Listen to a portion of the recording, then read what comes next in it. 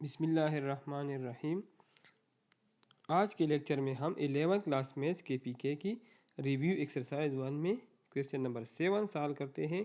तो क्वेश्चन 7 है, find the multiplicative inverse of z is equal to 3 iota plus 2 divide by 3 minus 2 iota. तो यहाँ पे solution हम स्टार्ट करते हैं। तो सॉल्यूशन में हमारे साथ है z is equal to 3 iota plus 2 divide by 3 minus 2 iota. सबसे पहले इसको चेंज कर लें, क्योंकि 3 आयोटा इमेजनरी पार्ट हम बाद में लिखते हैं, रियल पार्ट हम पहले लिखते हैं।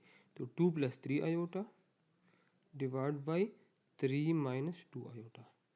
मल्टीप्लिकेटिव इनवर्स मालूम करने से पहले हम इसको सिंप्लीफाई करते हैं, ठीक है। तो सिंप्लीफिकेशन का तरीका क्या है कि multiply and divide by conjugate of denominator. Denominator का कंजुगेट क्या है? 3 प्लस 2 आयोटा। मतलब इसमें इमेजनरी पार्ट का साइन चेंज कर लें और उससे मल्टीप्लाई कर लें और उससे डिवाइड कर लें। तो ये हमारे साथ आ जाएगा 2 plus 3 iota divide by 3 minus 2 iota multiply by 3 plus 2 iota and divide by 3 plus 2 iota. अब न्यूमरेटर को न्यूमरेटर के साथ और डिनोमिनेटर को डिनोमिनेटर के साथ मल्टीप्लाई करें। तो पहले 2 और 3 मल्टीप्लाई कर लें, तो 2 3 जार 6। फिर 2 और 2 आयोटा मल्टीप्लाई कर ले, तो 2 2 जार 4 आयोटा। फिर 3 आयोटा और 3 मल्टीप्लाई कर ले, तो 3 3 जार 9 आयोटा। फिर 3 आयोटा और 2 आयोटा, तो 3 2 जार 6 और आयोटा मल्टीप्लाई बाई आयोटा से आता है आयोटा स्क्वायर। और ये हमारे साथ फार्मूला है a minus b into a plus b, a square minus b square. तो ए हमारे साथ 3 है और बी हमारे साथ 2 आयोटा है। So z is equal to 6। 4 iota और 9 आयोटा दोनों इमेजिनरी पार्ट हैं, इसको हम ऐड कर सकते हैं। तो इसी 13 आयोटा और प्लस 6 और आयोटा स्क्वायर की वैल्यू हमारे साथ है -1। यहाँ पे आप लिख ले because iota square is equal to -1 divide by 3 square से 9 आता है माइनस 2 आयोटा होल स्क्वायर। तो इससे हमारे साथ आता है 4 2 2 जार 4 और iota square. So z is equal to 6 plus 13 iota और -6 और -1 से हमारे साथ -6 आता है divide by 9 minus 4 iota square. 4 और आयोटा स्क्वायर हमारे साथ -1 के बराबर है, ठीक है। तो यहाँ पे लिख सकते हैं because iota square is equal to -1। अब 6 माइनस 6 से हमारे साथ 0 आता है, कैंसिल होते हैं। तो 13 iota divide by 9 minus minus और माइनस से प्लस आता है।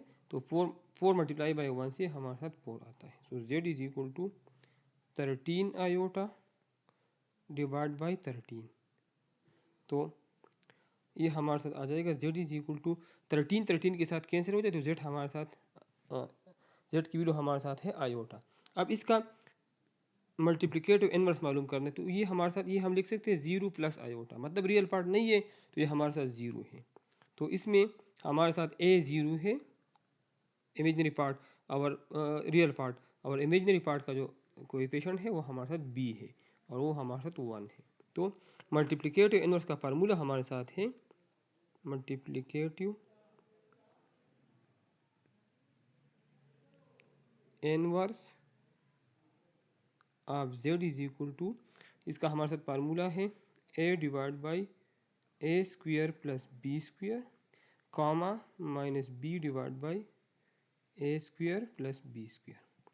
तो इसमें आप वैल्यू पुट कर ले, तो ए की वैल्यू हमारे साथ 0 है, 0 डिवाइड बाई 0 स्क्वायर, और बी की वैल्यू हमारे साथ 1 है, 1 स्क्वायर, और प्लस बी की वैल्यू 1 है, -1 divide by 0 square plus 1 square, which is equal to 0 divide by anything is equal to 0। इसका मतलब है कि ये हमारे साथ 0 आता है, रियल पार्ट हमारे साथ 0 आता है, और कामा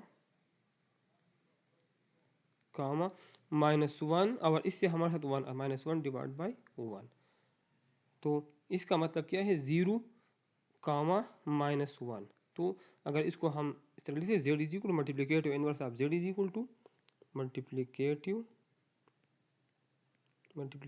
inverse of z is equal to 0 minus iota, या हम इस तरह लिख सकते हैं माइनस आयोटा भी लिख सकते हैं। ठीक है, तो इससे हमारे साथ मल्टीप्लिकेटिव इनवर्स ऑफ z मालूम हो गया और क्वेश्चन नंबर 7 कंप्लीट हो गया। मेरा चैनल लाइक करें, सब्सक्राइब करें और अपने दोस्तों के साथ शेयर करें। Thank you.